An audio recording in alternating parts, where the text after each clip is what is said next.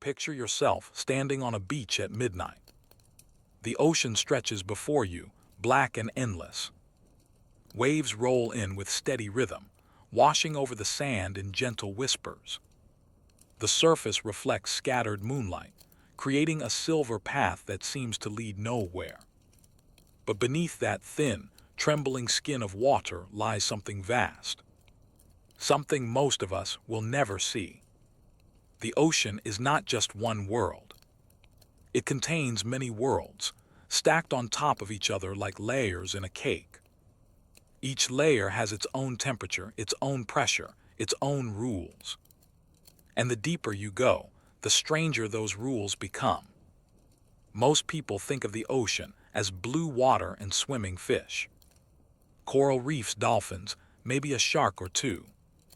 But that's only the very top, the thinnest slice of what exists. Below the sunlit zone, past where light can reach, the ocean transforms completely. It becomes something alien, something that operates on principles we barely understand. The creatures that live in those depths look nothing like what we know. Their bodies defy our expectations. Their shapes seem impossible, born from some other logic entirely. When scientists first started exploring the deep sea, they thought it would be empty. They assumed nothing could survive in such crushing darkness. The pressure down there is enormous, hundreds of times stronger than at the surface. The cold is relentless, hovering just above freezing. And the darkness is absolute, with no sunlight to fuel any kind of life.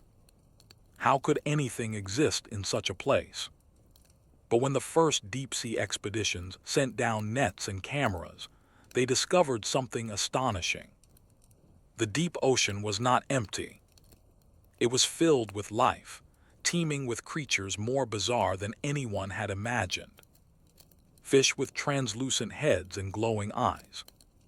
Worms longer than your arm, living without mouths or stomachs. Jellyfish that pulse with bioluminescent light, creating patterns that seem almost hypnotic. These creatures looked like they had been designed by a different set of rules. Their bodies were soft where you'd expect hardness, stretched where you'd expect compactness. They carried lights in places that made no sense, and teeth that seemed far too large for their bodies. Everything about them felt wrong, yet perfectly right for where they lived. Tonight, we're going to explore why deep-sea creatures look so alien.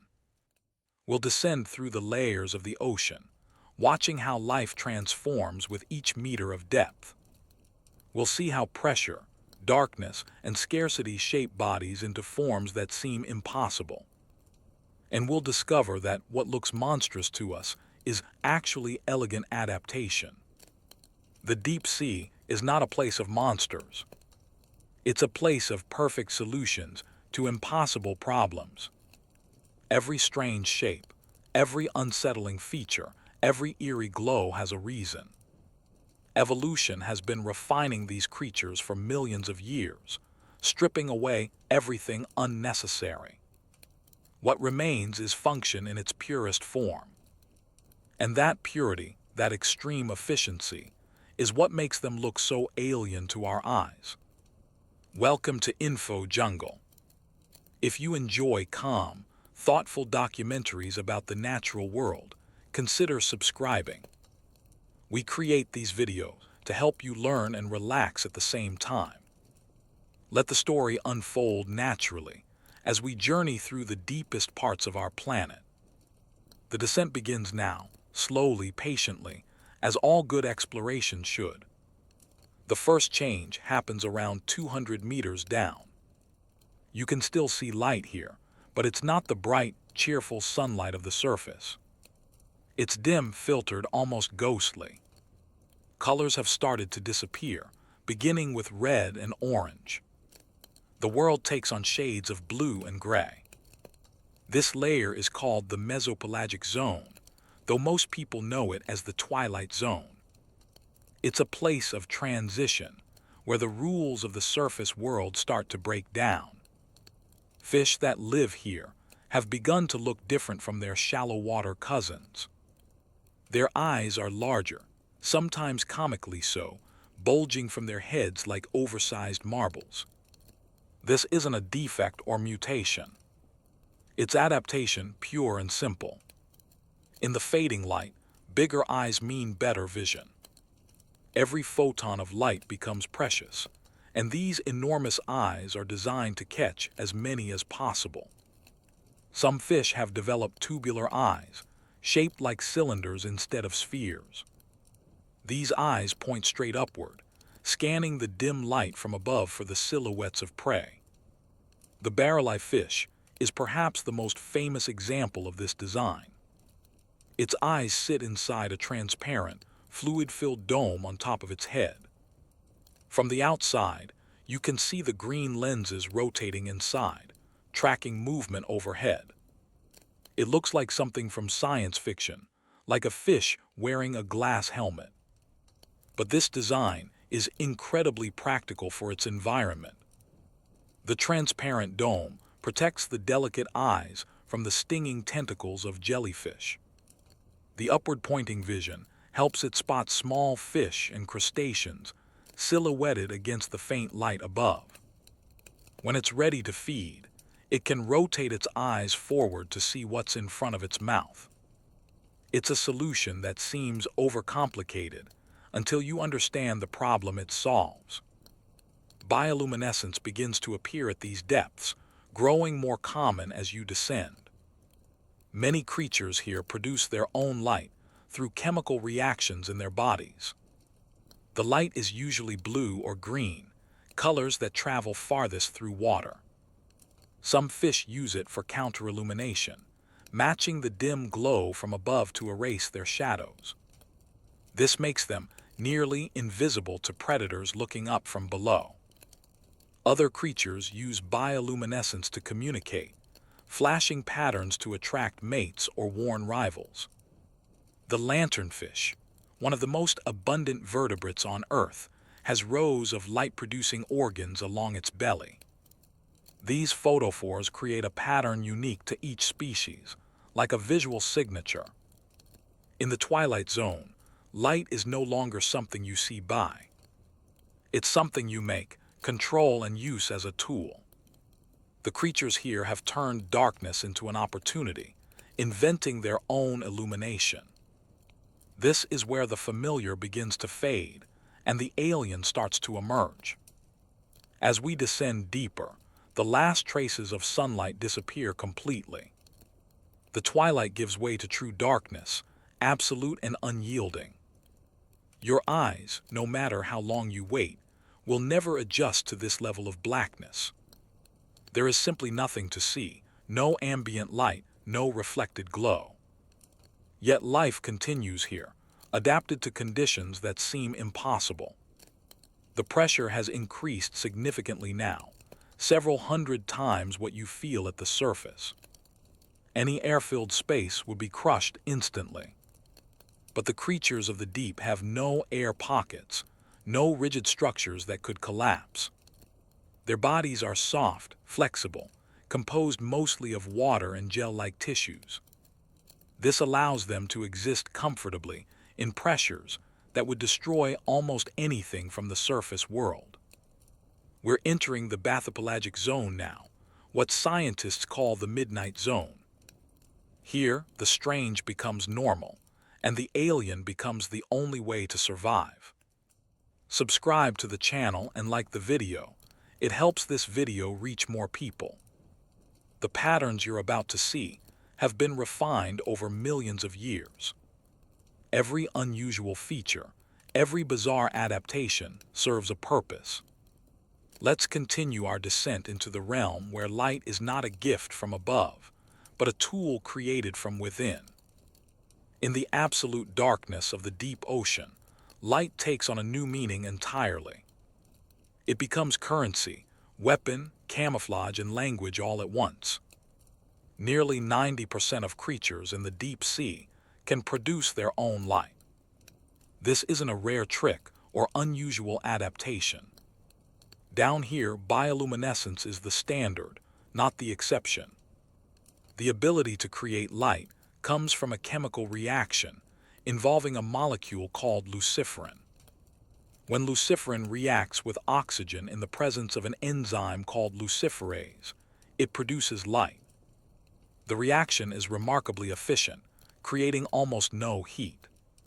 This is called cold light, and it's one of nature's most elegant solutions to the problem of visibility. Different species have evolved different ways to produce and control this light. Some carry symbiotic bacteria that glow constantly in special organs. Others produce the chemicals themselves, triggering the reaction when needed. The colors vary slightly, but blue and green dominate because these wavelengths travel farthest through seawater. The anglerfish is perhaps the most famous user of bioluminescence. It carries a glowing lure extending from its forehead, dangling like a fishing rod. The lure contains bioluminescent bacteria that emit a steady, enticing glow. In the pitch-black environment, this light looks like a small, easy meal. Smaller fish, attracted by the promise of food, swim closer to investigate. When they get within range, the anglerfish strikes with incredible speed. Its jaws, lined with long needle-sharp teeth, snap shut around the prey. The entire hunt happens in darkness, guided only by that small, deceptive light. What makes this even more remarkable is that the anglerfish itself is nearly invisible. Its body is dark, often black, absorbing almost all light that might reveal its position. Only the lure glows, floating in the blackness like a lonely beacon. To us, the anglerfish looks monstrous, with its enormous mouth and protruding teeth. But in the deep sea, this design is perfectly optimized for survival. Food is scarce down here, so when a meal comes, you need to be ready. The large mouth and flexible jaw allow the anglerfish to swallow prey nearly as large as itself. Its stomach can expand dramatically, storing food for weeks between successful hunts. Nothing about its appearance is accidental or excessive. Every feature serves the fundamental goal of staying alive in a place where opportunities are rare. Other creatures use bioluminescence defensively rather than for hunting. Many types of squid can eject clouds of glowing ink when threatened. The luminous cloud hangs in the water like a decoy, distracting predators, while the squid escapes into the darkness. Some species can even adjust the brightness and pattern of the glow to confuse attackers. Certain jellyfish produce sudden, bright flashes when disturbed. These flashes can startle a predator, giving the jellyfish a crucial second to drift away. The sudden burst of light in the complete darkness is like a flashbang grenade underwater. It overwhelms the predator's vision temporarily, creating an opening for escape. There are even species that use bioluminescence as an alarm system.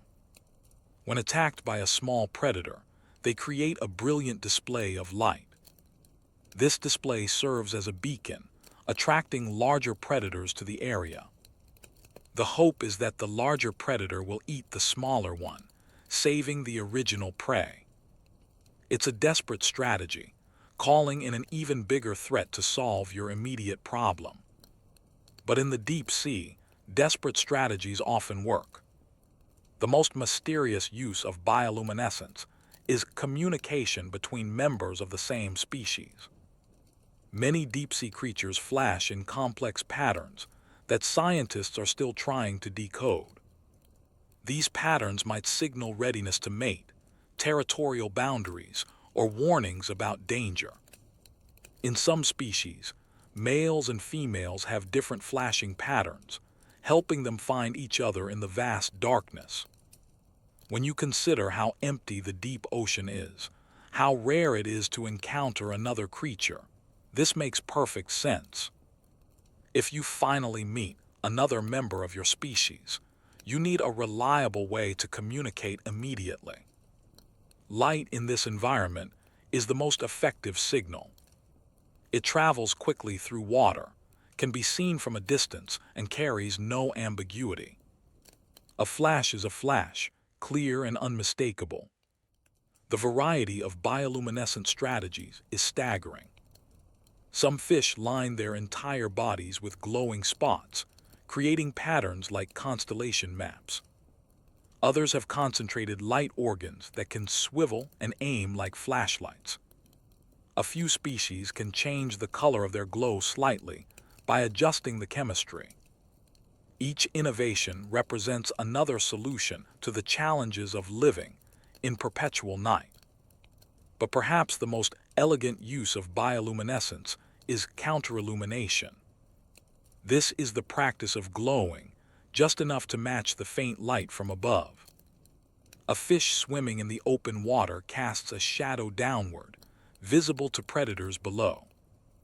By producing light on its underside that matches the dim glow filtering from the surface, the fish can eliminate that shadow. To a predator looking up, the fish becomes nearly invisible, blending perfectly with the background. This requires precise control of light intensity, adjusted constantly as the ambient light changes. The hatchetfish is a master of this technique.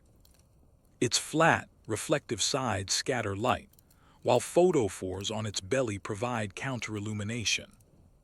The result is a creature that's almost impossible to see from below. From the side, it's reflective like a mirror, blending with the water. From below, it matches the background glow perfectly.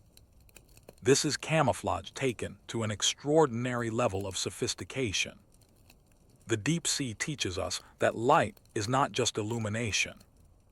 It's a tool with countless uses, limited only by evolution's creativity.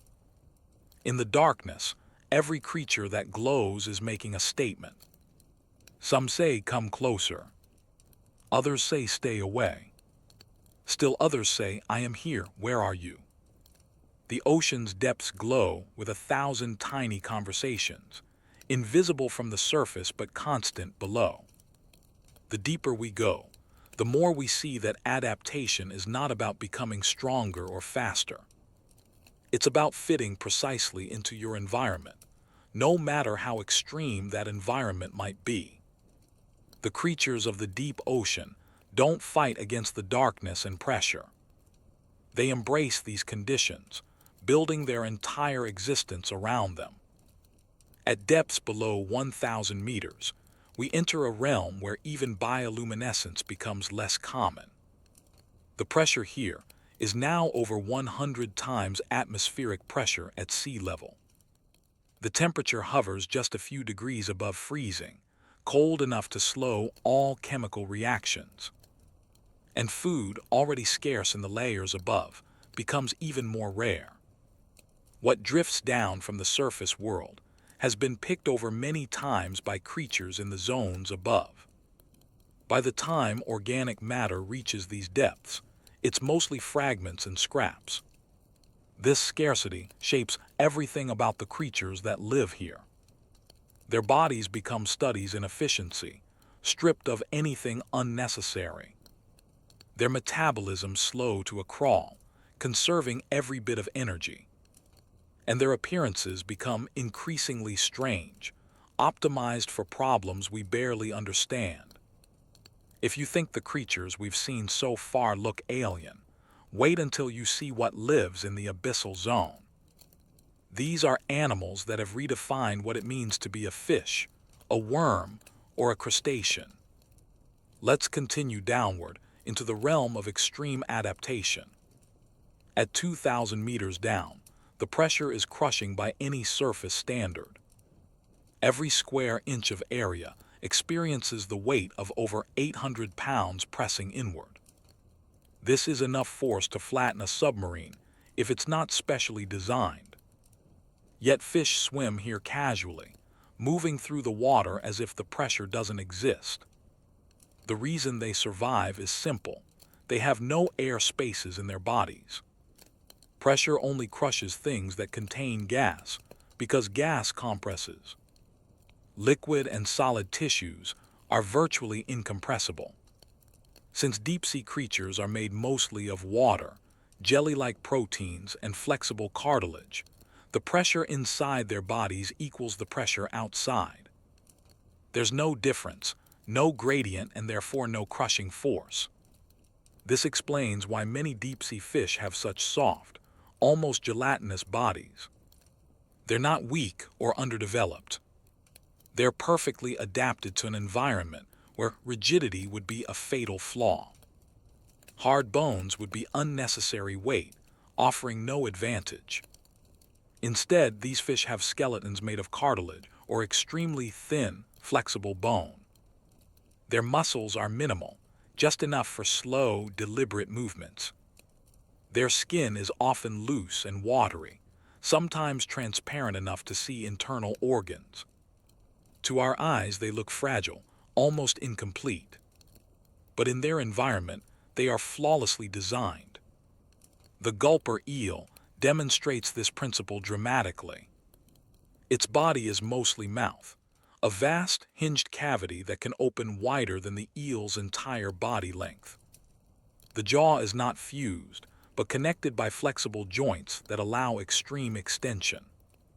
When the gulper eel encounters prey, it simply opens wide and engulfs it whole. Its stomach can expand like a balloon to accommodate meals larger than itself. This is necessary because food is so rare at these depths. You can't afford to be picky about meal size when you might not eat again for weeks. The gulper eel's body is incredibly thin behind the enormous head. It looks almost like someone attached a tiny tail to a massive mouth. But this design makes perfect sense when you understand the constraints.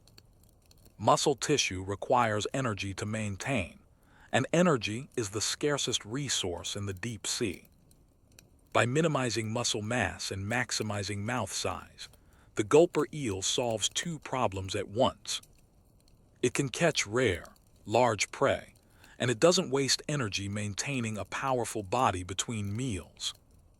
Many deep-sea fish have evolved similarly extreme proportions. The fangtooth fish has teeth so large, they don't fit inside its mouth when closed. Instead, special sockets in the skull allow the teeth to slide into grooves above the brain. The fish's entire head is devoted to holding and accommodating these massive fangs. Again, this seems grotesque until you understand the purpose. In the deep sea, when you get the rare chance to catch prey, you absolutely cannot let it escape. Those enormous teeth ensure that anything caught stays caught. The transparent, gelatinous bodies common in the deep serve another purpose, beyond pressure adaptation. They provide camouflage in a unique way. In the dim bioluminescent glow of the deep sea, solid bodies create clear silhouettes. But a transparent or translucent body becomes nearly invisible. Light passes through it rather than being blocked, eliminating shadows. The barrel-eye fish we discussed earlier takes this even further. Its transparent head dome allows its eyes to look upward through the skull. The entire front of its head is see-through, like a cockpit window. This would be impossible with traditional bone and skin. But with gelatinous tissue and minimal structure, it works perfectly. The fish can spot prey above, while remaining nearly invisible to predators. Some deep-sea jellyfish are so transparent that their internal organs appear to float in empty water. Their bells pulse slowly, propelling them through the darkness. The only visible parts are the thin lines of their digestive systems and the small, glowing spots of their reproductive organs. Everything else is clear as glass. This transparency is achieved through special proteins that don't scatter light. Normal tissue scatters light in many directions, creating opacity. But deep-sea, gelatinous tissue has evolved proteins with molecular structures that allow light to pass straight through. The result is functional invisibility in low-light conditions. Pressure also affects how these creatures move and hunt. In the crushing depths, quick movements are energetically expensive. The dense water resists acceleration, making speed difficult to achieve. So most deep-sea predators don't chase their prey. Instead, they wait, motionless, for prey to come to them. The frogfish demonstrates this strategy perfectly. It sits on the seafloor completely still, sometimes for days. Its body is covered in fleshy protrusions that resemble rocks or coral. In the dim light, it's indistinguishable from the surrounding environment. Above its mouth, a small lure extends and waves gently. Any small fish or crustacean that investigates the lure comes within striking range. The frogfish's attack is sudden and devastating, taking less than 6 milliseconds. It opens its mouth so quickly that it creates a vacuum, literally sucking prey inside. Then it returns to perfect stillness, waiting for the next opportunity. This sit-and-wait strategy requires far less energy than active hunting.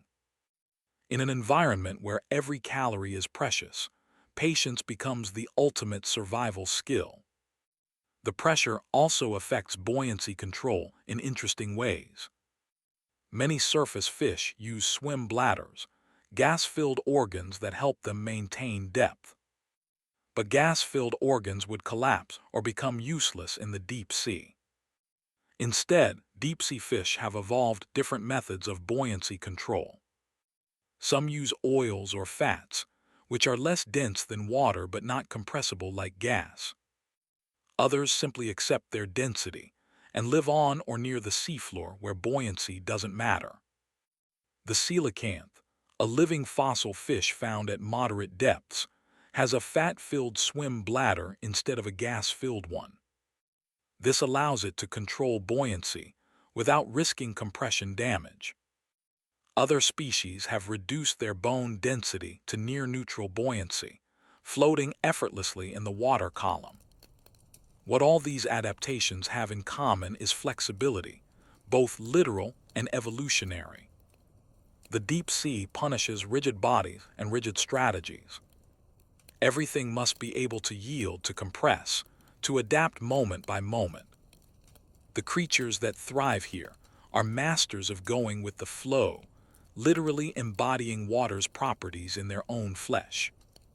When we see these fish in photographs, they often look distorted or damaged. Their bodies seem to sag, their skin appears loose, their forms lack definition. But this is only because we're seeing them outside their natural pressure environment. Bring them to the surface, and the dramatic pressure change causes their bodies to expand and distort. In their home environment, they look perfectly normal for the deep sea. Their grotesque appearance is actually us seeing them in the wrong context. It would be like someone from the deep sea judging us while we're in a vacuum chamber. We'd look pretty strange too, gasping for air, eyes bulging from the lack of pressure. Context is everything when understanding deep-sea adaptations. These creatures are not failed attempts at being surface fish.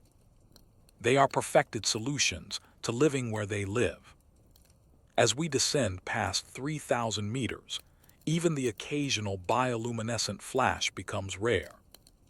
The deep sea's population density drops dramatically at these depths. You might travel hundreds of meters without encountering a single creature. The water is so still here that it feels more like floating in space than swimming in an ocean.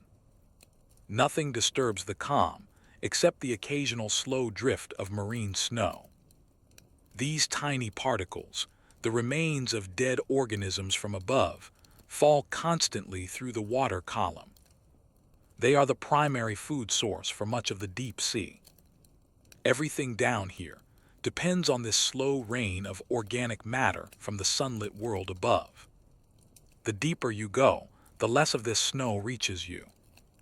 Most of it gets consumed in the layers above or breaks down in the water. By the time you reach the abyssal plains at 4,000 meters, the supply is desperately thin. This scarcity shapes not just how creatures look, but how they eat and reproduce. Every aspect of life becomes optimized around the central problem. There is never enough food. Subscribe to the channel and like the video. It helps this video reach more people. The solutions evolution has found to this problem are sometimes elegant, sometimes shocking, but always fascinating. Let's explore how hunger has sculpted some of the most alien forms in the ocean. In the deep sea, you cannot afford to be a picky eater. Food arrives rarely and unpredictably, so when it does, you must take advantage. This has led to feeding adaptations that seem extreme by surface standards.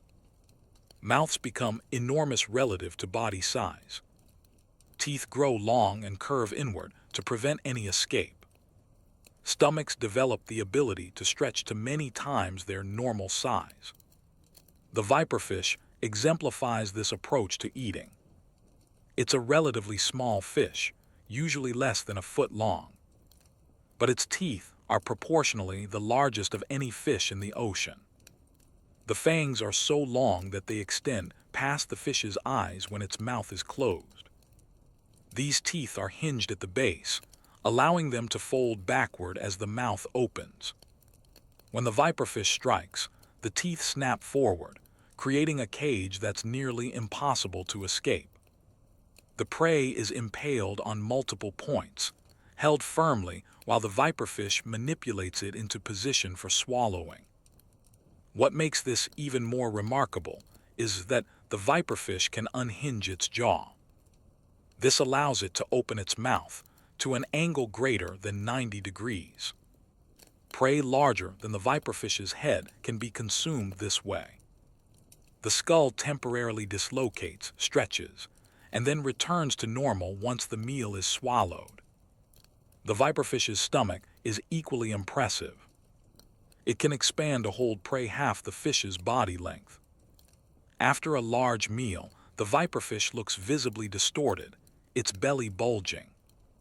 But in an environment where the next meal might be weeks away, this flexibility is essential. Better to look distorted and be fed than to look sleek and starve. The black swallower takes this strategy even further. This fish can swallow prey twice its own length and 10 times its own mass.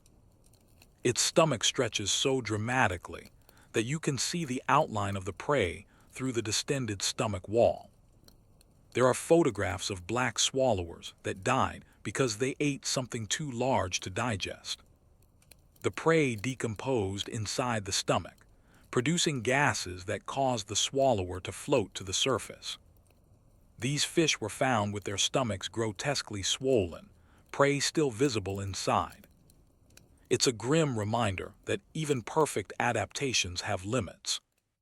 But for every fish that dies from overambition, many more survive because they can eat opportunistically. Many deep-sea fish have reduced their metabolism to incredibly slow rates. This allows them to survive for months between meals. Their body temperature matches the surrounding water, just a few degrees above freezing. At these temperatures, all biological processes slow down dramatically. Digestion takes weeks instead of hours. Movement becomes deliberate and economical. Even heart rates drop to just a few beats per minute in some species. This metabolic slowdown is invisible from the outside, but it's one of the most important adaptations. It turns these fish into living batteries, storing energy and releasing it only when absolutely necessary. Some species have evolved even stranger feeding methods. The pelican eel, despite its name, is not related to either pelicans or true eels. It has a mouth that extends into a massive, pouch-like structure. When fully opened, this pouch can be larger than the eel's entire body. The pelican eel swims through the water with its mouth open, engulfing entire clouds of small shrimp and copepods. Once the mouth is full, it closes like a drawstring bag, trapping everything inside. The eel then slowly filters out the water and swallows the catch. It's like a living trawl net, indiscriminate but effective. Other deep-sea creatures have abandoned active hunting entirely. They've become scavengers, feeding on whatever falls from above. The amphipod, a shrimp-like crustacean, is one of the most successful scavengers in the deep. When a large animal dies near the surface, its body eventually sinks. As it descends, chemical signals spread through the water. Amphipods can detect these signals from remarkable distances. They converge on the carcass in huge numbers, sometimes thousands at once. Within days, they can strip a body clean, leaving nothing but bones. This feeding frenzy is one of the few times you see rapid activity in the deep sea.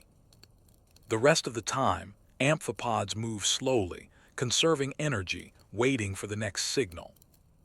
The largest carcasses that reach the deep are whales. When a whale dies and sinks, it creates what scientists call a whale fall.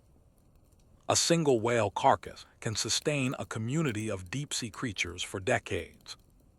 First come the mobile scavengers, hagfish, sleeper sharks, and amphipods. They consume the soft tissue, the muscle and organs and blubber. This phase can last several years for a large whale. Next come specialized worms and mollusks that feed on the bones themselves. They extract fats and oils trapped within the marrow. Finally, bacteria colonize what remains, breaking down the last chemical compounds. A whale fall goes through distinct ecological stages, each supporting different species. It becomes a deep-sea oasis, a concentration of life in the otherwise empty abyss. Scientists have discovered entirely new species, living exclusively on whale falls. These creatures have evolved to detect and colonize these rare resources. Some spend their entire lives waiting for the next whale to fall, reproducing on the carcass before it's fully consumed. This dependency on fallen carcasses demonstrates how interconnected the ocean's layers are. What happens at the surface, the life and death of large animals, directly affects life in the deepest trenches. The deep sea is not isolated from the surface world. It's intimately connected to it through the constant rain of organic matter. Perhaps the strangest feeding adaptation belongs to the parasitic males of certain anglerfish species. In the vast emptiness of the deep sea, finding a mate is extraordinarily difficult. The chances of encountering another member of your species are vanishingly small. Some anglerfish have evolved a shocking solution to this problem. The males are tiny, sometimes less than an inch long. When a male finds a female, he doesn't simply mate and leave. Instead, he bites into her skin and holds on. Over time, his body fuses with hers at the cellular level. His circulatory system connects to hers.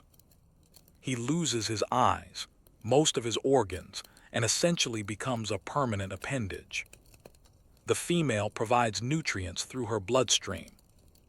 The male, reduced to little more than a sperm-producing organ, fertilizes her eggs when she's ready. This allows the female to reproduce whenever conditions are right without needing to find a male first. She carries her mate with her permanently, guaranteed access to sperm. From a human perspective, this seems horrifying, almost parasitic. But in the context of the deep sea, it's an elegant solution to the problem of finding mates in the dark. The male trades independence for guaranteed reproductive success. The female gains reproductive reliability. Both benefit in a way that wouldn't work in more populated environments.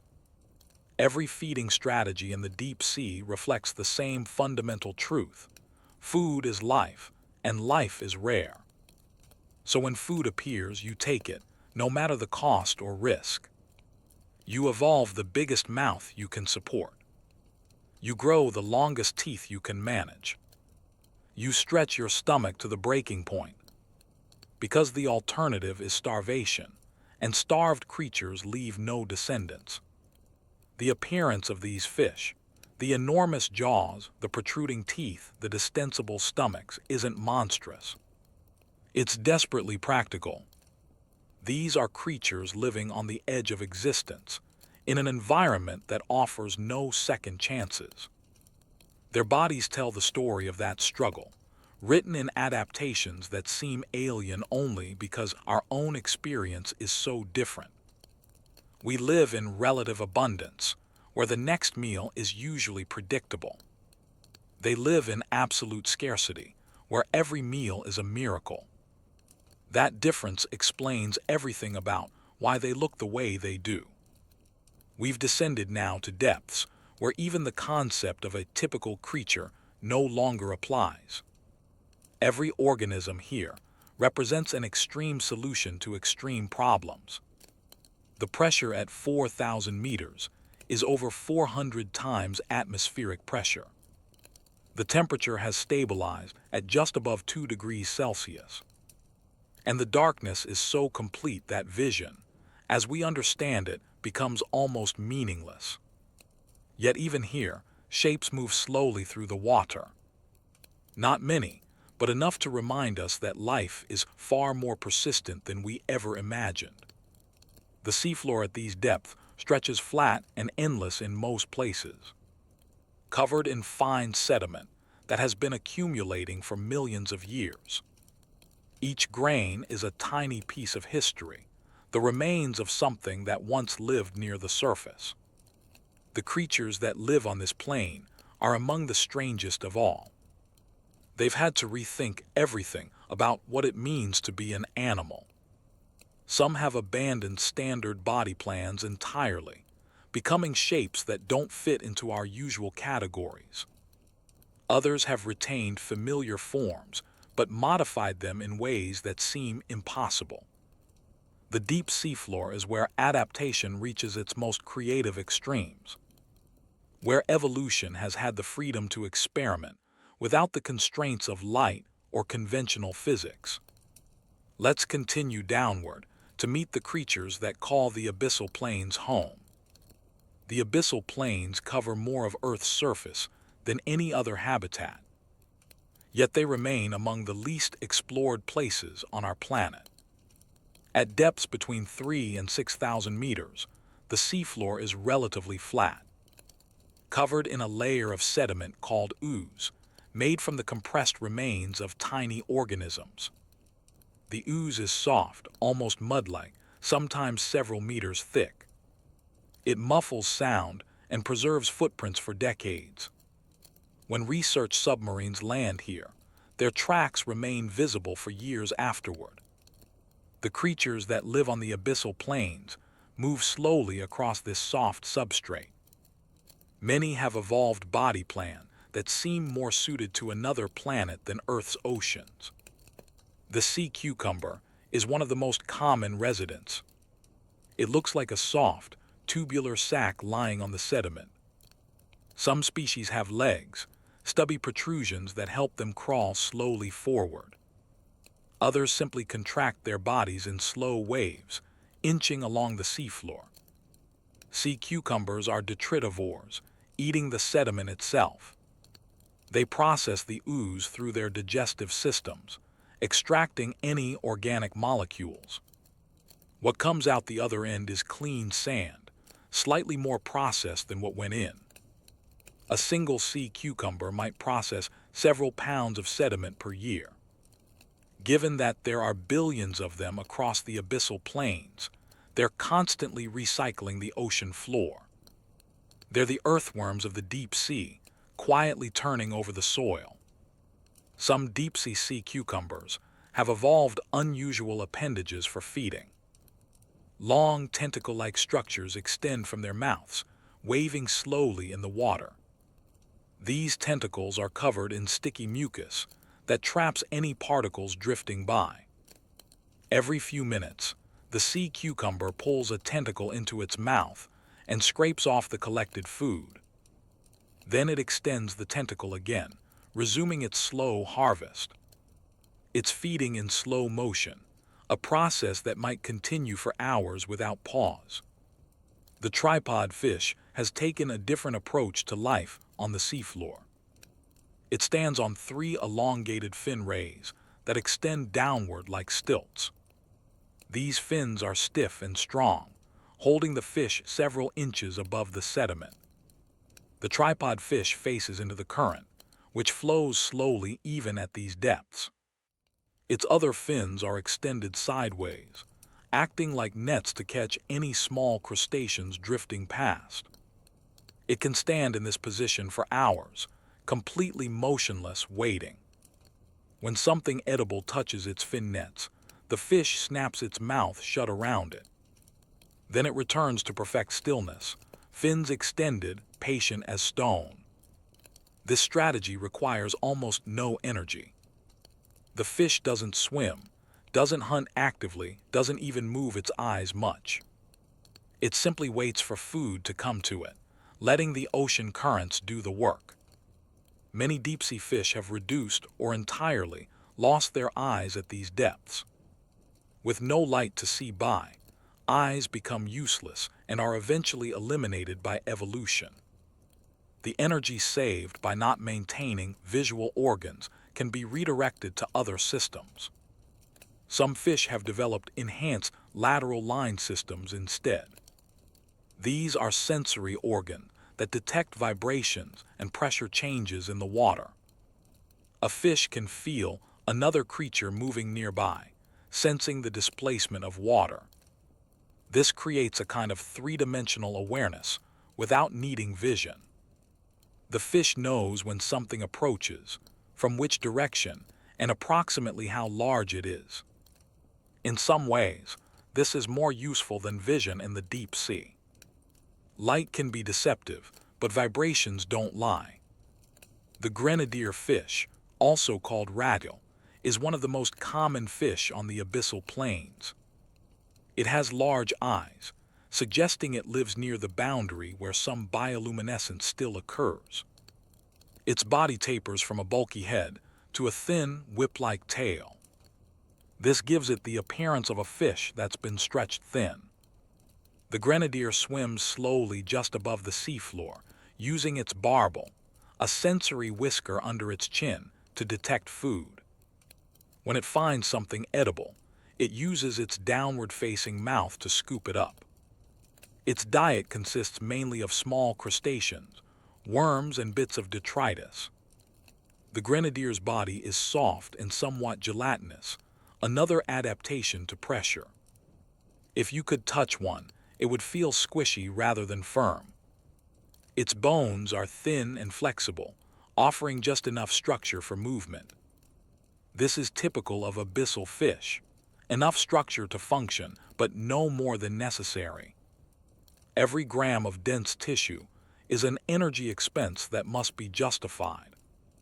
Starfish and brittle stars also inhabit the abyssal plains, though they look different from their shallow water relatives.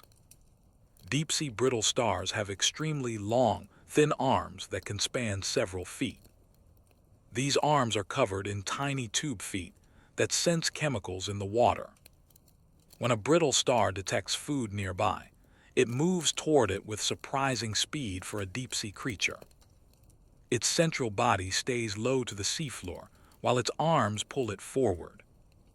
It can cover several meters in a few minutes, which qualifies as rapid movement down here.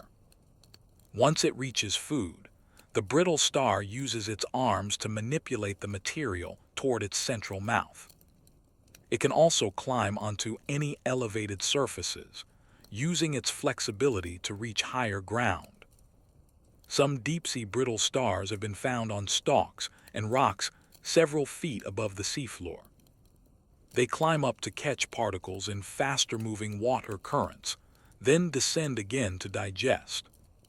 Perhaps the strangest residents of the abyssal plains are the xenophyophores.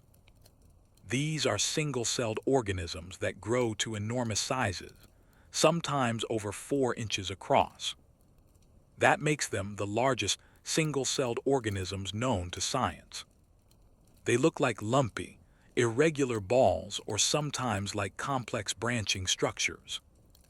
Their bodies are made of a delicate network of protoplasm, held together by a shell-like test.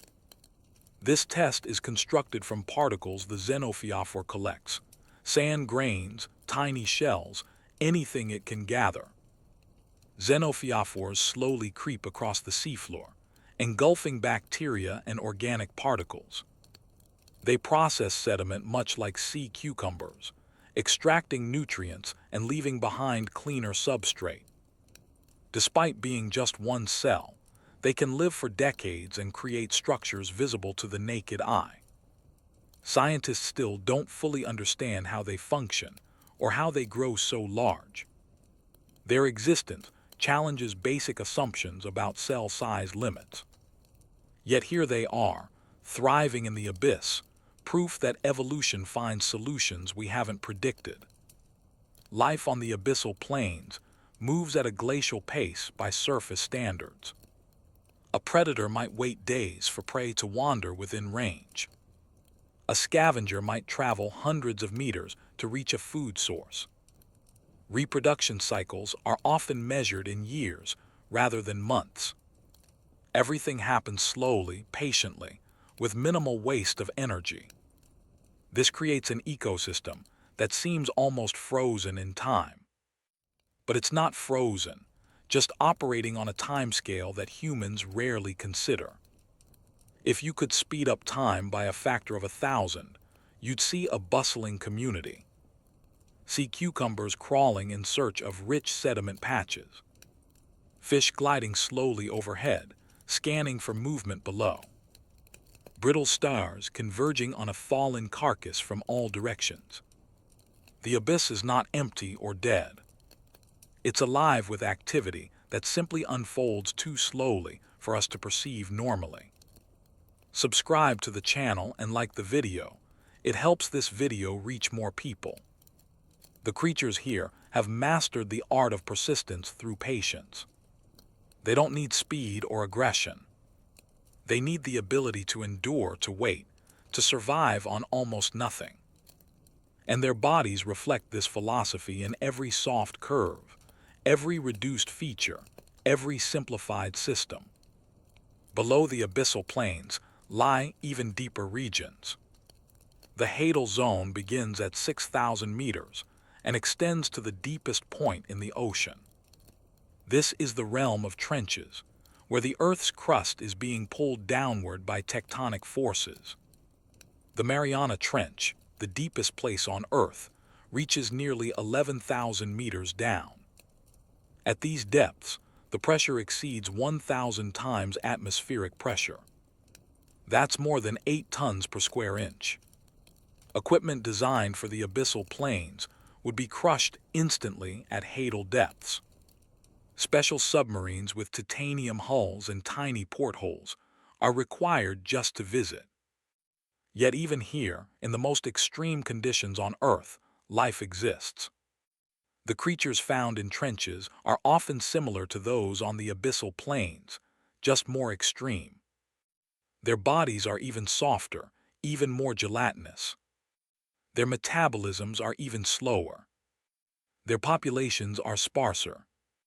But they're there, living proof that life can adapt to virtually anything given enough time. The deepest fish ever recorded was found at just over 8,000 meters. It was a type of snailfish, pale and translucent, with minimal bone structure. Its body was so soft that it appeared almost formless, shaped more by water pressure than by internal structure. Yet it was swimming, actively moving, clearly alive and functional. This fish represents one of the absolute limits of vertebrate life. Below 8,000 meters, the pressure becomes too great even for the most adapted fish. Their proteins begin to break down, unable to maintain structure. But other forms of life continue deeper still. Amphipods have been found at nearly 11,000 meters, in the very bottom of the Mariana Trench. These crustaceans, no larger than your thumb, survive pressures that would destroy almost anything else.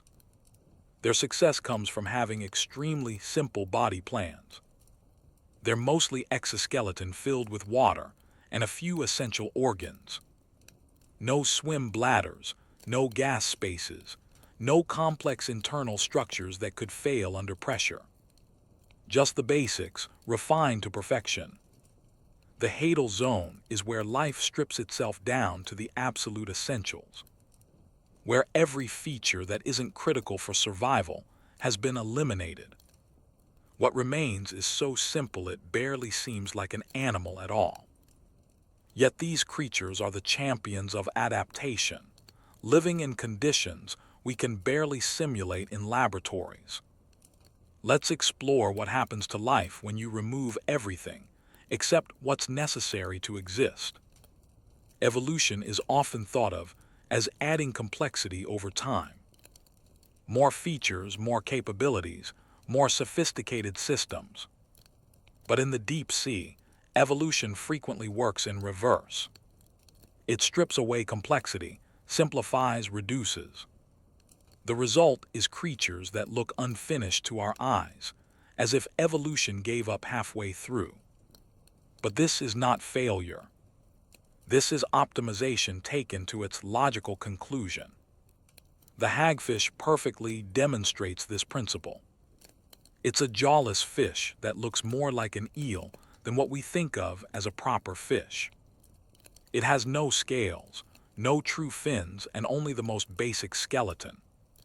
Its skull is made of cartilage.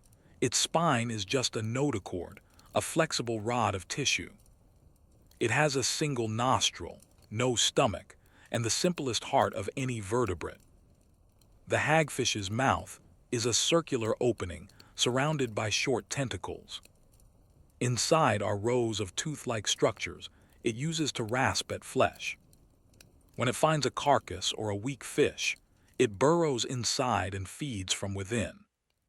To protect itself while feeding, it secretes enormous amounts of slime. This slime is one of the most unusual substances in nature. A single hagfish can produce several liters of slime in minutes. The slime expands on contact with water, forming a thick, suffocating gel. It clogs the gills of any predator that tries to eat the hagfish. Most predators quickly learn to leave hagfish alone. Despite their simple body plan, hagfish have survived for over 300 million years. They've outlasted countless more advanced species. Their success lies in not needing much. No complex organs to maintain, no high energy demands, no sophisticated systems that could fail. They eat rarely, breathe through their skin as well as gills, and can survive without food for months. In the deep sea, this simplicity is strength. The lancelet, though not exclusively a deep-sea creature, shows how simple a vertebrate can be. It looks like a small, transparent fish, but lacks a true brain. Instead, it has a nerve cord with a slightly enlarged front end.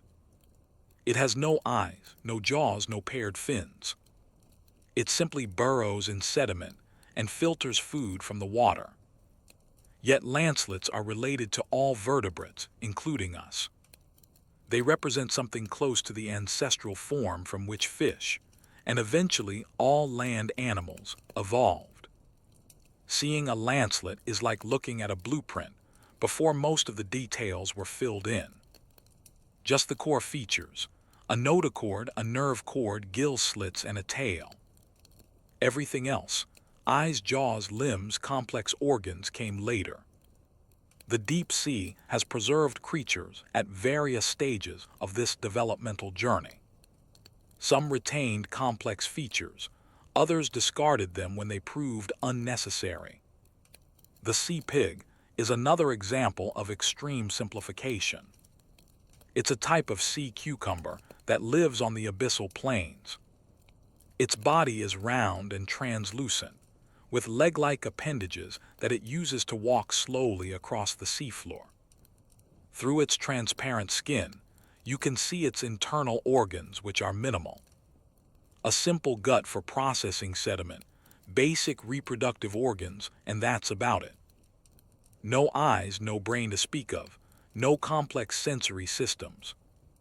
The sea pig detects chemicals in the sediment and moves toward higher concentrations of organic matter. That's the extent of its behavior. Move toward food, eat, move again. Yet this simple existence has been successful enough that sea pigs are abundant in many deep-sea regions. They gather in groups, sometimes dozens or hundreds together, all slowly crawling in the same direction. These aggregations aren't social in any meaningful sense. They simply represent multiple individuals responding to the same chemical gradients. But the effect is eerie. A herd of translucent, pig-like creatures slowly migrating across the mud in complete darkness. The vampire squid has simplified in different ways. Despite its name, it's not actually a squid but a unique creature in its own order. It has simplified its body compared to other cephalopods. Its 8 arms are connected by webbing, forming a cape-like structure. When threatened, it pulls this cape over its body, becoming a spiky ball. The spines on the arms are intimidating but harmless, designed to startle rather than injure. The vampire squid has reduced its metabolism to one of the lowest rates of any cephalopod. It can survive in water with very low oxygen levels, lower than most fish can tolerate. This allows it to occupy a niche other predators can't access. Its diet is equally simplified. It eats marine snow and detritus, not live prey. This is unusual for a cephalopod, which are typically active predators. But in the deep sea, being a generalist detritivore is often more reliable than being a specialized hunter. The vampire squid gave up speed and aggression for efficiency and reliability. Many deep-sea jellyfish have also simplified dramatically. Some species are little more than a bell and a few tentacles. No complex nerve net, no sophisticated sensory organs. They drift with currents, their tentacles trailing behind to catch anything they contact. Their nervous systems are so simple that calling them brains would be generous. Yet they can coordinate the pulsing of their bells, manage feeding responses, and reproduce successfully. Everything they need to do, they can do with minimal neural tissue. This raises interesting questions about consciousness and awareness. If a creature can survive and reproduce with essentially no brain, what does that say about the necessity of complex thought? Deep-sea creatures suggest that for many environments, intelligence is optional. Stimulus and response, refined over millions of years, is often sufficient. You don't need to think about eating if your tentacles automatically contract when they touch food. You don't need to plan movement if you're simply following chemical gradients. Complexity emerges when environments are variable, challenging, competitive. The deep sea is stable, predictable in its unpredictability, and sparsely populated. These conditions don't reward complex thinking. They reward simple, reliable responses that work in the dark. The simplification we see in deep-sea creatures isn't laziness or evolutionary stagnation. It's aggressive optimization. Every feature costs energy to build and maintain. If that feature doesn't improve survival or reproduction, evolution removes it. What looks simple to us is actually highly refined, stripped down to only what works. This is efficiency in its purest form, function without ornament, survival without excess. The deep sea becomes a laboratory for minimalism. It shows us how little an organism actually needs to persist. Not much, it turns out. A way to process food, a way to sense the environment, a way to reproduce. Everything else is optional. The creatures we've explored so far have adapted to darkness, pressure, and scarcity through individual changes. Their bodies transformed, their metabolism slowed, their behaviors simplified. But life in the deep sea has found another way to survive: cooperation. When resources are scarce and dangers are constant, sometimes the best strategy is to share the burden. This has led to some of the most unusual partnerships in nature. Relationships so intimate that the organisms involved can no longer survive independently. In the deep sea, the line between individual and colony, between self and other, becomes blurred. Creatures merge, cooperate, and depend on each other in ways that challenge our definitions of what an organism is. The deep teaches us that survival isn't always about competition. Sometimes it's about connection, about building systems larger than yourself. These partnerships create some of the most alien-looking life forms in the ocean. Not because of individual adaptations, but because multiple organisms have fused into something new. Let's explore the strange world of deep-sea symbiosis and cooperation. The tube worms that cluster around hydrothermal vents are unlike any other animals on Earth. They can grow over 6 feet long, their white tubes rising from cracks in the seafloor. At the top of each tube, a bright red plume waves slowly in the current. These plumes are gills, absorbing oxygen and sulfides from the vent water. But what makes tube worms truly remarkable is what they don't have. No mouth, no digestive system, no way to process food in any conventional sense. So how do they survive? The answer lies inside their bodies, in a specialized organ called a trophosome. This organ contains billions of bacteria that live symbiotically within the worm's tissues. The bacteria perform chemosynthesis, converting hydrogen sulfide into organic compounds. The worm provides the bacteria with chemicals absorbed through its gills. The bacteria provide the worm with all its nutrition. It's a complete partnership. Neither can survive without the other. The worm is essentially a living vessel for a bacterial colony. Or perhaps the bacteria are living factories inside a worm-shaped building. The distinction becomes meaningless. They are one system, one organism split across two forms of life. This partnership allows tube worms to thrive in an environment that would kill most other animals. The vent water they live in contains chemicals that are toxic to normal tissues. But the bacteria can process these toxins, turning poison into food. The worms have evolved to accommodate their bacterial partners perfectly. As larvae, tube worms have a mouth and gut, like normal animals. But as they mature and settle near a vent, the mouth and gut disappear. The trophosome develops and is infected with bacteria from the environment. From that point on, the worm never eats in any traditional sense. It simply absorbs chemicals and lets its bacterial partners handle the rest. This transformation from a mouth-having larva to a mouthless adult is one of the most dramatic metamorphoses in nature.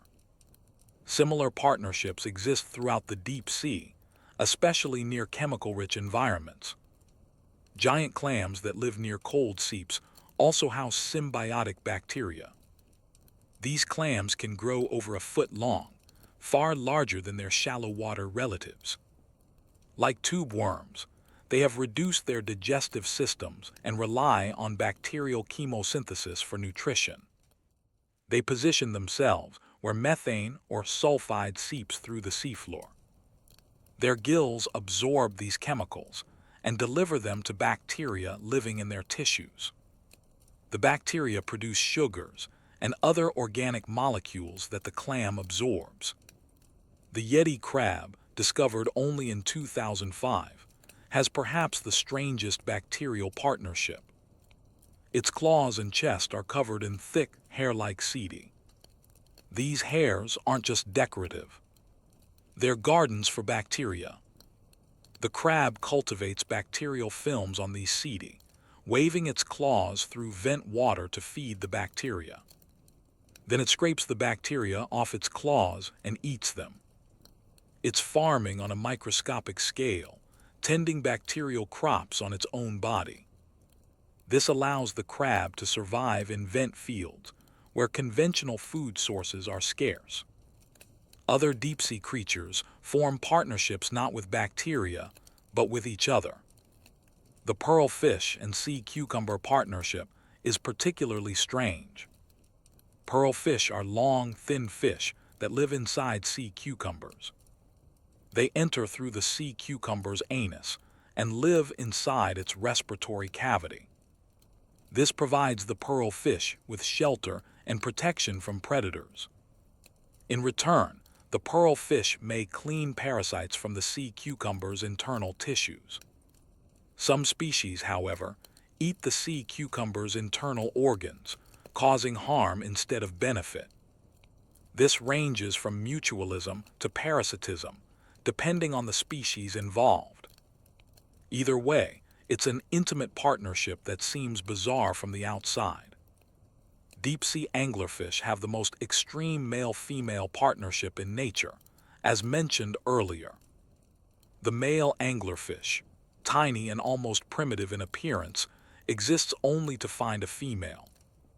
When he does, he bites into her flesh and never lets go. His circulatory system fuses with hers. Over time, he loses his eyes, fins, and most internal organs.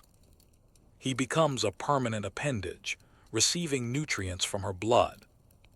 In return, he provides sperm whenever she needs to reproduce.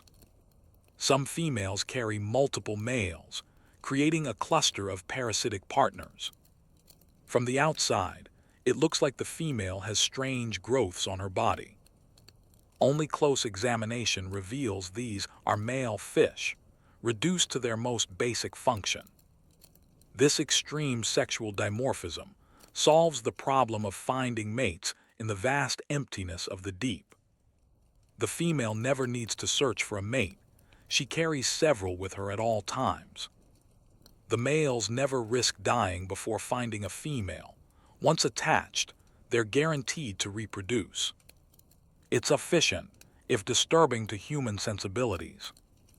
But efficiency, not comfort, is what matters in the deep sea. Bioluminescent bacteria form partnerships with numerous deep-sea fish. The bacteria live in special light organs called photophores. The fish provides the bacteria with nutrients and a safe place to live. The bacteria produce light that the fish uses for hunting, communication, or camouflage. The flashlight fish has large organs beneath its eyes, filled with glowing bacteria. It can control the light by raising or lowering a dark membrane, like closing a shutter. This allows it to flash signals, or create the illusion of movement to confuse predators. The bacteria benefit from steady nutrients and protection. The fish benefits from controllable bioluminescence without having to produce the light chemically itself. It's more energy efficient to house bacteria than to manufacture luciferin continuously. Some deep-sea sharks also have bacterial partners. The cookie-cutter shark has photophores on its belly that create counterillumination. But there's a dark patch on its throat without photophores. From below, this creates a small fish silhouette against the dim light from above. Larger predators see what looks like an easy meal and approach. When they get close, the cookie-cutter shark strikes, biting a chunk from the larger animal. Its teeth are designed to carve perfect circles of flesh, like a cookie cutter. Then it drops away, leaving the confused predator behind. The bacteria help create the lure that makes this strategy work. Without them, the shark would be just another small fish, vulnerable and unremarkable. These partnerships reveal something profound about life in extreme environments. cooperation becomes more valuable than competition when resources are limited.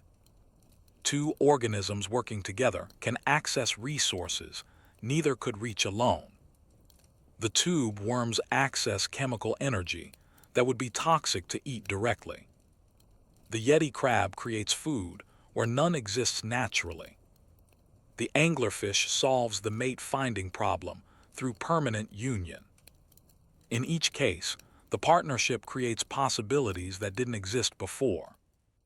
The deep sea becomes not a place of isolated individuals struggling alone, but a network of interdependencies. Everything is connected to something else, reliant on relationships that go back millions of years. These connections are invisible from the surface, hidden in the dark. But they're as real as the creatures themselves, perhaps more fundamental. Life in the deep doesn't just adapt to the environment. It builds new relationships, creating complexity through cooperation rather than through individual advancement. This challenges the popular narrative of evolution as a competitive struggle. Here, the winners are often those who learn to cooperate most effectively. The strangest shapes in the deep sea aren't always individual organisms. Sometimes they're partnerships so intimate that the organisms have become one. We've journeyed now through nearly all the layers of the deep ocean.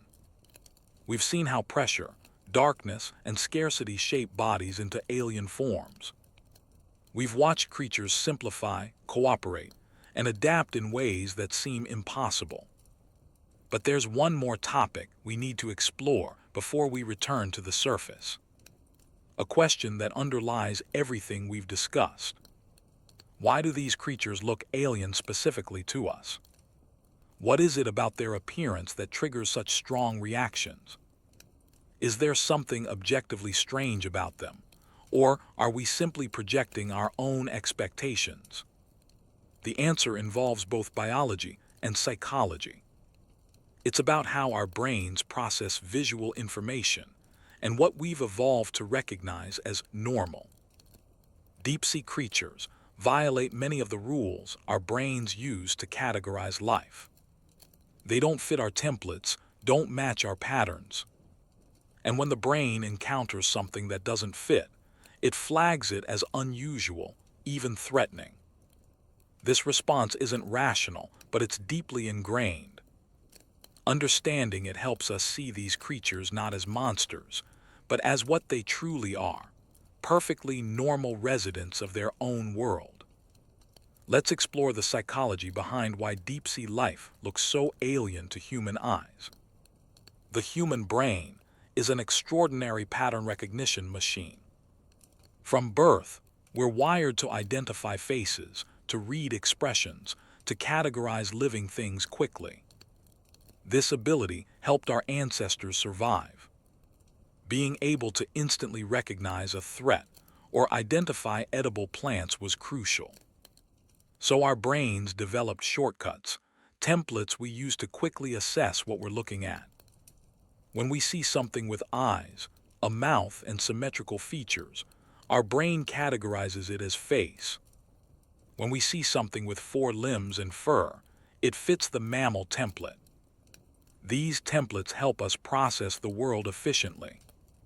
But they also create problems when we encounter creatures that don't fit any template. Deep-sea creatures violate many of the assumptions our brains make about what animals should look like. Their proportions are wrong: heads too large, eyes too big, teeth too prominent. Their textures are unfamiliar: gelatinous, translucent, loose. Their colors are absent or wrong: black, translucent, occasionally red. Their movements are too slow or too sudden, lacking the familiar rhythm of surface life. All these violations trigger what psychologists call the uncanny valley response. This is the feeling of unease we get when something is almost but not quite familiar. It's why realistic robots can be disturbing, or why some computer-animated faces look off. The thing resembles something we know, but the details are wrong. Our brains detect the mismatch and flag it as potentially dangerous. Deep-sea fish often sit right in this uncanny valley. They have faces, eyes, mouths, general symmetry, so our brains recognize them as fish. But the proportions are exaggerated. The mouth is far too large, the teeth too prominent, the eyes too big or too small. The brain says this is a fish, and this is wrong simultaneously. That contradiction creates discomfort and instinctive recoil. We describe them as creepy or monstrous because our brains are trying to resolve the mismatch. The label monster is a way of categorizing something that doesn't fit our other categories. It's not a rational assessment of danger. Most deep-sea creatures are harmless and couldn't hurt us if they tried. It's an emotional response to violated expectations.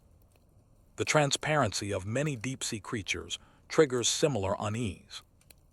We're used to skin being opaque, hiding internal organs. When we can see through skin, see organs floating inside, it violates our template for body. It looks incomplete, exposed, vulnerable in a way that makes us uncomfortable. But this transparency is just an adaptation, no different from fur or scales. It serves a purpose, camouflage in the dim light, and works perfectly. Our discomfort says more about us than about the creature. The extreme mouths and teeth of deep-sea predators trigger ancient threat recognition systems. Large mouths and prominent teeth are universal signals of danger across mammal species. A snarling dog, a roaring lion, a hissing snake, all feature exposed teeth as threat displays. Our ancestors learned to fear these signals, and that fear is still wired into our brains. When we see a viperfish with teeth as long as its head, our threat detection system activates immediately. Never mind that the viperfish is 6 inches long and lives 2,000 meters underwater. Our brain sees big teeth and says danger. This is why horror movies often feature creatures with exaggerated mouths and teeth. Directors understand these images trigger primal fear responses. The xenomorph from Alien, for example, has many features borrowed from deep-sea creatures. Translucent head, elongated body, sharp teeth, biomechanical appearance. It looks alien because it incorporates elements that violate our biological templates. Deep-sea creatures look alien for the same reason. They've evolved outside the constraints that shaped land animals.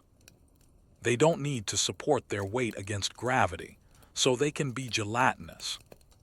They don't need to move quickly through air, so they can have inefficient shapes. They don't need to see in bright light, so their eyes can be specialized for dim conditions.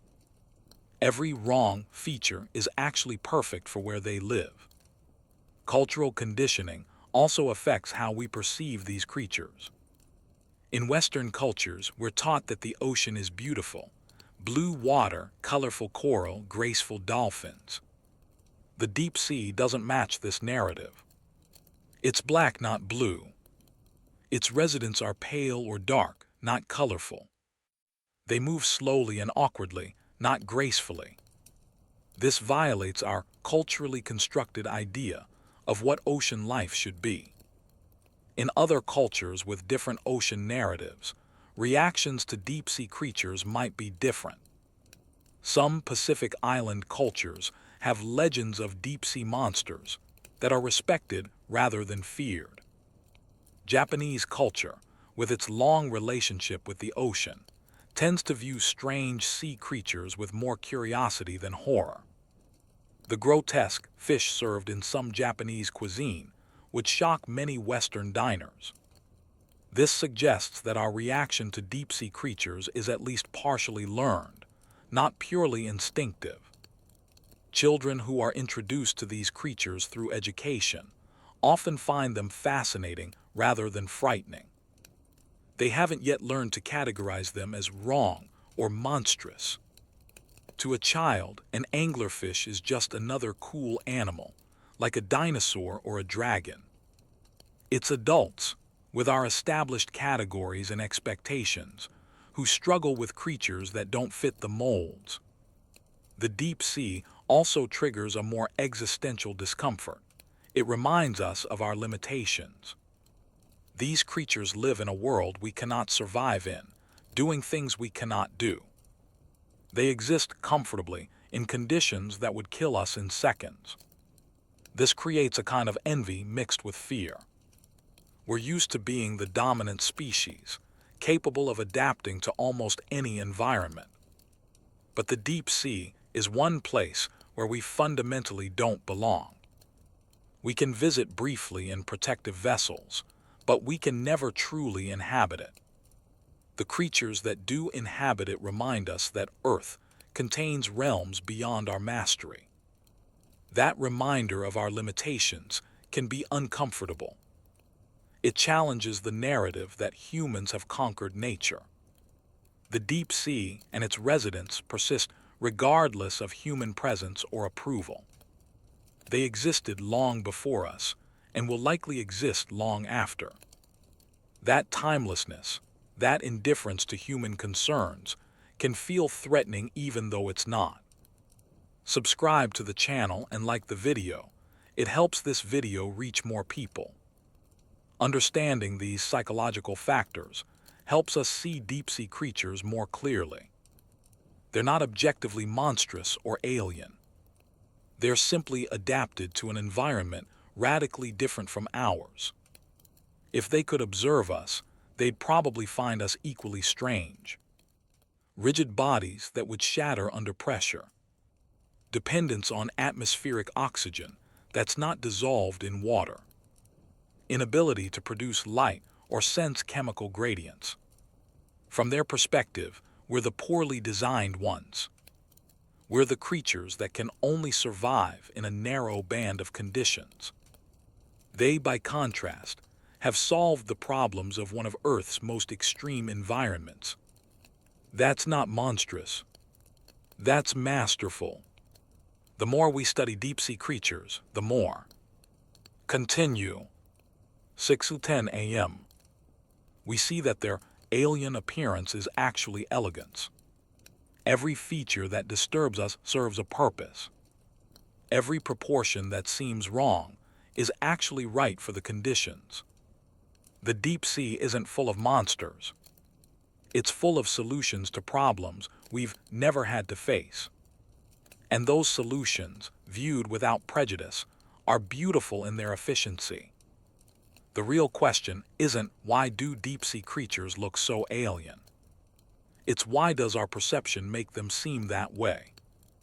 And the answer lies not in the ocean's depths, but in the peculiarities of human cognition. We see monsters because that's how our brains categorize the unfamiliar. But if we look past that initial reaction, we see something else entirely. We see life persisting against impossible odds. We see evolution solving problems with creativity we can barely imagine. We see a world that functions perfectly well without conforming to our expectations. And that perhaps is the most valuable lesson the deep sea can teach us. Our journey through the deep ocean is complete. We've descended from the sunlit surface through the twilight zone. We've passed through the midnight realm, where bioluminescence replaces daylight. We've touched the abyssal plains and even glimpsed the hadal trenches. At each depth, we've seen how life adapts, transforms, and persists. The creatures we've encountered look alien because they've evolved in an environment alien to our experience. But alien doesn't mean wrong or monstrous. It simply means different, adapted to different circumstances. Every oversized eye, every translucent body, every huge mouth filled with teeth makes perfect sense in context. These aren't failures of evolution. They're successes, refined over millions of years. The deep sea strips away everything unnecessary and leaves only what works. What remains might not be beautiful by conventional standards, but it's beautiful in its honesty, in its pure functionality. The ocean's depths remind us that Earth contains many worlds, not just one. We live in the thin layer of breathable air above solid ground. That's our world, and we've adapted to it perfectly. But beneath the waves lies another world, equally valid, equally complex. It operates by different rules, hosts different life, tells different stories. The creatures there are not aliens visiting Earth.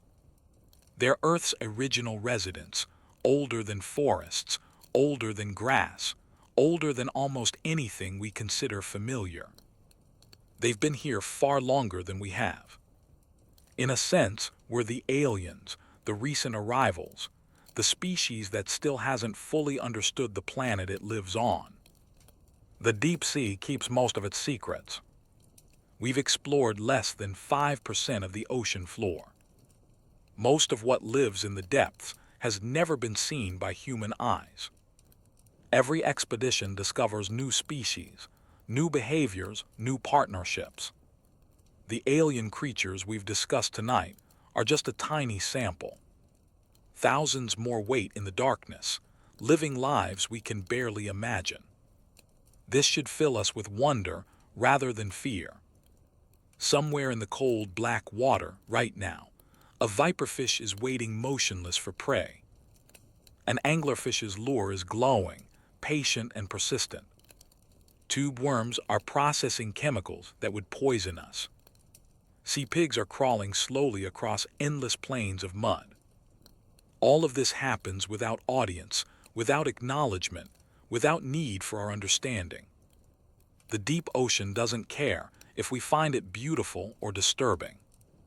It simply exists, vast and patient. But we should care about it. The deep sea isn't separate from the surface world we inhabit. It's connected through countless cycles: water circulation, carbon storage, nutrient distribution. What happens in the abyss affects life everywhere, including ours. The creatures we've called alien are actually our distant relatives. We share ancestors with them, somewhere far back in evolutionary time. The same basic chemistry that keeps them alive keeps us alive. The same ocean that they swim through once covered the land where we now stand. We're more connected to them than we usually acknowledge. Perhaps that's why they make us uncomfortable. They remind us of our origins, of the fact that we're not as separate from nature as we like to think. We're part of the same system, subject to the same evolutionary pressures, just adapted to different environments. If you found this journey interesting, consider exploring more about the ocean and its inhabitants. Every new piece of knowledge helps us appreciate how remarkable our planet is. And maybe, next time you see a picture of a deep-sea creature, you'll pause before calling it monstrous. You'll remember that its strange appearance is actually evidence of perfect adaptation. You'll see not an alien, but a master of survival in one of Earth's most challenging environments. The deep sea and its residents will continue their slow, patient existence, whether we pay attention or not. But paying attention enriches us. It expands our understanding of what's possible, of how creative evolution can be. It reminds us that life finds a way, even in places that seem completely inhospitable. Thank you for joining this exploration of why deep-sea creatures look so alien. If you enjoyed this documentary, please subscribe to Info Jungle for more calm, thoughtful explorations of the natural world. We create these videos to help you learn and relax, to provide a peaceful space for curiosity. The ocean's mysteries are endless, and there are many more stories to tell. For now, rest well, knowing that far below the surface, in darkness we'll never personally experience, life continues. Strange, beautiful, alien life. Perfectly itself. Perfectly adapted. perfectly content in the cold and the dark in the pressure. The deep sea waits, patient as always, full of wonders we're only beginning to understand.